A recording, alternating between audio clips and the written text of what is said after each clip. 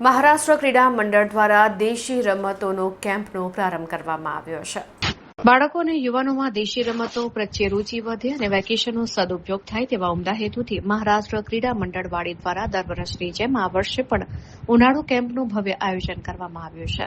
આ કેમ્પ તારીખ 1 મે 2026 થી 10 મે 2026 સુધી સાંજે 7 થી 9 વાગ્યા દરમિયાન મહારાષ્ટ્ર ક્રીડા મંડળના મેદાન પર યોજાશે.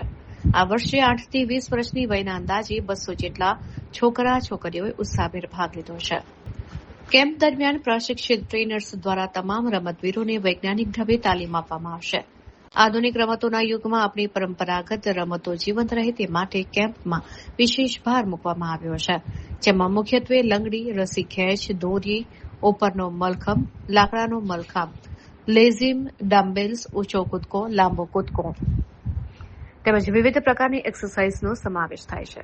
રમતવીરોના સ્વાસ્થ્યને ધ્યાનમાં રાખીને આ કેમ્પ દરમિયાન વિવિધ વાલીઓ અને દાતાશ્રીઓના સહયોગથી દરરોજ પૌષ્ટિક નાસ્તાની સુંદર વ્યવસ્થા કરવામાં આવી છે.